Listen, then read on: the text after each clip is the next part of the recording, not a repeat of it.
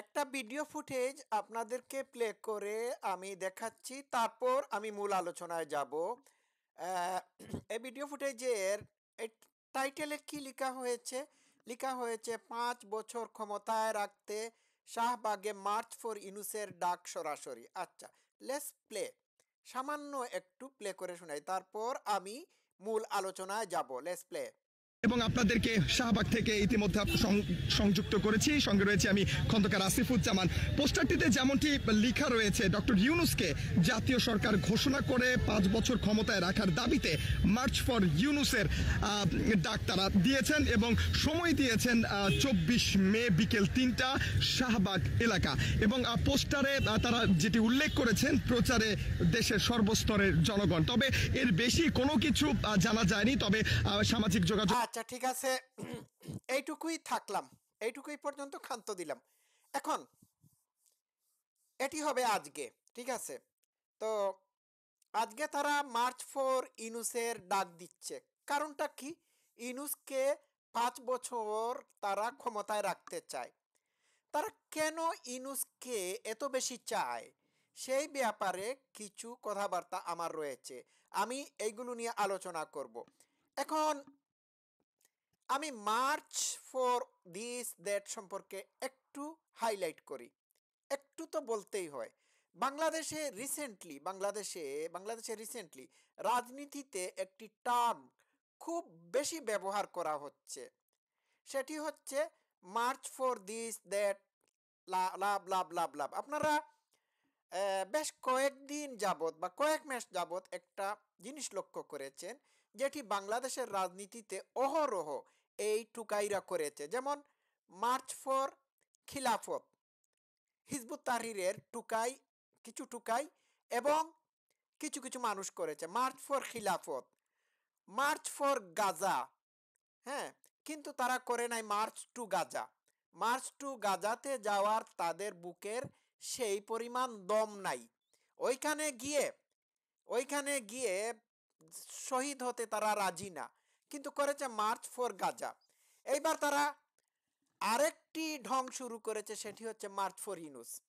এই March for this that শুনলেই আমার যেন মনে হয় এটির মধ্যে কোনো একটা ষড়যন্ত্র আছে, বা জনগণের দৃষ্টিকে অন্যদিকে ফিরিয়ে নেওয়ার জন্য তারা march for Yunus, march for Gaza, march for this and that, love love, march for love love, এই সমস্ত হাবিজাবি করে থাকে। ঠিক আছে, এখন গেল এইটা। মার্চ ফর ইউনূস করার উদ্দেশ্যটা কি? মার্চ ফর ইউনূস করার উদ্দেশ্য হচ্ছে 5 বছর যাবৎ ইউনূসকে ক্ষমতায় রাখতে হবে।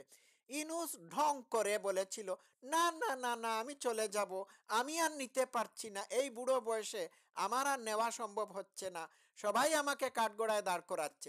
এটি ছিল ইউনূসের অভিনয়, ঠিক আছে? এটিও তার মেটিকুলাস ডিজাইনের অংশ বিশেষ।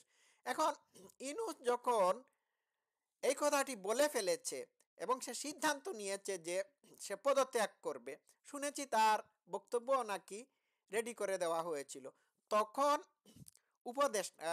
আগের উপদেষ্টা নাহিদ ইসলাম ইউনূসের সাথে যোগাযোগ করে, এবং জামাতের আমির সেও বিভিন্ন জনদের সাথে যোগাযোগ করে। সে বলেছে বিভিন্ন রাজনৈতিক দলের সাথে আমার যোগাযোগ হচ্ছে। তো সারা দেশের বিভিন্ন রাজনৈতিক দল বলতে তাদের কাছে নতুন এনসিপি, তারপর কিংস পার্টি, এইগুলো, জামাতে ইসলামী, হেফাজতে ইসলামী, তারপর ওইটার নাম কি, খেলাফত মুভমেন্ট, জমিয়তে উলামা ইসলাম, চরমুনাইর পীরের দল, এইগুলো হচ্ছে তাদের রাজনৈতিক দল। এই রাজনৈতিক দলগুলো বাংলাদেশের জনপ্রতিনিধিত্ব করে না। কত পার্সেন্ট করে, 1%ও করে কিনা সন্দেহ আছে। তো এদের সাথে তাদের মিটিং হয়। তাদের রাজনৈতিক দলগুলোর সাথে, তাদের রাজনৈতিক দলগুলোর মধ্যে বিএনপি, আওয়ামী লীগ, জাসদ, বাসদ, সিপিবি, কমিউনিস্ট পার্টি, এইগুলো নাই, জাতীয় পার্টিও নাই। ঠিক আছে, এই হচ্ছে তাদের কথা। এখন এই হচ্ছে তাদের অ্যাটিচিউড, পলিটিক্যাল অ্যাটিচিউড। এখন 5 বছর ক্ষমতায় রাখতে ইউনূসকে তারা মার্চ ফর ইউনূস করতে যাচ্ছে আজকে। তো কারণটা কি? কারণ একটাই, তারা ইউনূসকে ধরে রাখবে। ইনুসকে ধরে রাখার তাদের একটা সুবিধা আছে। সুবিধা হলো ইনুসকে যদি তারা ক্ষমতায় টিকিয়ে রাখতে পারে তাহলে ইনুসের আন্তর্জাতিক ইমেজ যেটা আছে এই ইমেজকে তারা ব্যবহার করে তারা নিজেদের ভাগ বাটুয়ারা নিজেদের ক্ষমতাকে পাকাপুক্ত করবে। এটাই হচ্ছে তাদের আসল উদ্দেশ্য। এখন ইনুস যদি তার পথ থেকে সরে দাঁড়ান তাহলে তারা সমস্যার মধ্যে পড়বে। আন্তর্জাতিক কমিউনিটির সাথে ইনুসের একটা সম্পর্ক আছে। এই সম্পর্ক থেকে তারা আন্তর্জাতিকভাবে সাপোর্ট আদায় করার জন্য ইনুসকে ক্ষমতায় রাখতে চায়। এটি হচ্ছে আমার পলিটিক্যাল অ্যানালাইসিস। আমি জানি না আপনারা কিরকম ভাবেন, আমার কাছে এই রকম মনে হয়েছে। এখন এক্সকিউজ মি, ইনুসকে ক্ষমতায় টিকে রাখার জন্য তারা এই জাতীয় কাজ করতেছে। আর মার্চ ফর ইনুসের আরেকটি উদ্দেশ্য হতে পারে, সেটি হলো যে ইনুসের আমলে যে মানে দেশের মধ্যে যে বিশৃঙ্খল অবস্থার সৃষ্টি হয়েছে বা হচ্ছে এইগুলো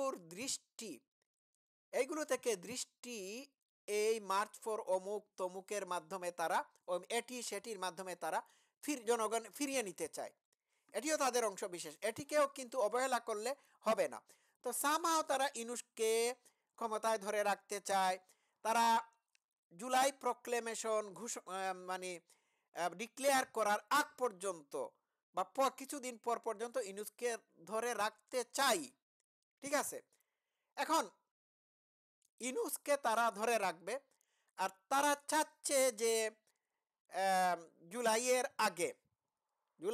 আগে বা কিছুদিন আগে আওয়ামী লীগের যে সমস্ত নেতাকর্মীদেরকে জেলে ভরিয়েছে তাদেরকে তাদের মৃত্যুদণ্ড কার্যকর করা, এটি এটি তারা চাচ্ছে।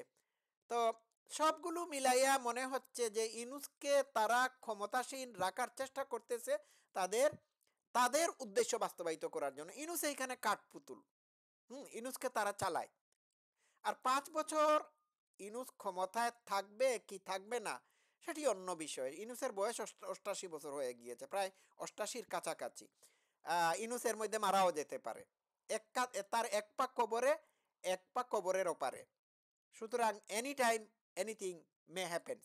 আচ্ছা, গেল এইটা। ইনুসকে তারা এত মরিয়া হয়ে উঠেছে রাখার জন্য, বিষয়টা আপনাদের কাছে ক্লিয়ার। আর এমনও হতে পারে, আমি ঠিক বুঝতে পারতেছি না, কিন্তু আমি এইটা বললাম। আচ্ছা, ইনুসকে ধরে রাখার জন্য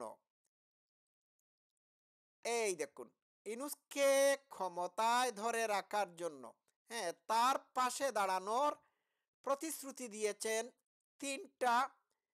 তিনটা মাস্টার মাইন্ড। হ্যাঁ, ডক্টর ইনুসের পাশে দাঁড়াতে একসঙ্গে দেশে ফিরবেন পিনাকি, ইলিয়াস, কনক। আমি এটি 21 টেলিভিশনের পোস্ট থেকে নিয়েছি। এখন কথা হচ্ছে, পিনাকি, ইলিয়াস, কনক আদৌ থেকেই বাংলাদেশে আসতেছে? আমার মনে হয় না। তো এটিও মানে তাদের একটি একটি ইয়া কি ওই তাদের একটি বলতে পারেন আপনারা, তাদের একটি ষড়যন্ত্র। হ্যাঁ, পিনাকি, ইলিয়াস, কনক যখন এই ঘোষণা দিয়েছে তখন ইনুসের বুড়া বয়সে জুয়ান কি বা যৌবন ফিরে আসবে।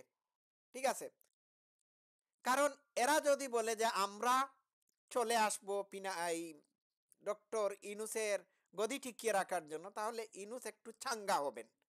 এটার জন্য হয়তো এই কথাটি বলেছে। তো আমার কথা হচ্ছে, এতদিন যাবৎ পিনাকি, ইলিয়াস, কনক সারওয়ার কেন বাংলাদেশে আসলো না? এতদিন যাবৎ যখন আসতে পারে নাই, এখন কি আপনারা মনে করেন তারা আসবে? তাদের এই পোস্ট দেওয়ার পিছনে কারণ অন্যটা। এই যে পিনাকি ভট্টাচার্য এই পোস্টটা দিয়েছে, ঠিক আছে, এই যে আপনারা দেখতে পাচ্ছেন ইলিয়াস হোসেন, সাংবাদিক ইলিয়াস হোসেন, সে কিন্তু ইনুসের উপদেষ্টাদের দুর্নীতির কথা বিভিন্ন লাইভে ফাঁস করে দিয়েছে। ঠিক আছে, তো আমি কি বলবো, বলার কি কোনো কিছু আছে? একটা কথা মাথায় রাখবেন, শেখ হাসিনার কোনো বিকল্প নাই। শেখ হাসিনার মতো শুধু বাংলাদেশে না, সারা পৃথিবীতেও একজন যোগ্য নেতার জন্মই হয় নাই এই মুহূর্তে।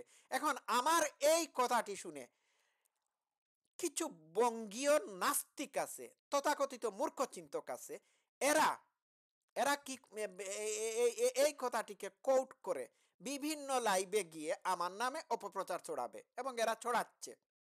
এরা কিন্তু লাল বদরি, মনে রাখবেন।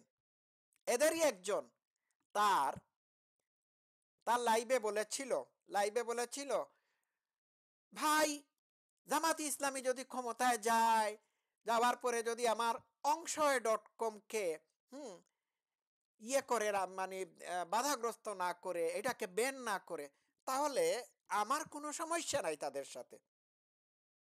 ওই এরাই আমার সমালোচনা করে, বুঝতে পারছেন? যাকগে, আমি একটু হালকা বয়ান দিলাম। আমি বললাম এই কারণে, যারা এরা আমার পিছনে আমরা বা আমাদের পিছনে লেগেছে, তাতে কি যায় আসে? কাউয়া কা কা করে, আমার কি যায় আসে? কাউয়ার কা কা আমার কাছে বিরক্তিকর না, এটা একটা শব্দ। আমি মনে করে থাকি কাউয়াদের কা কা করা হচ্ছে একটা স্বভাব। আমি সে স্বভাবগুলোর এই স্বভাব, কাউয়ার স্বভাবের রেসপন্ড করি না। সবাই ভালো থাকবেন। Love you all. Thank you so much.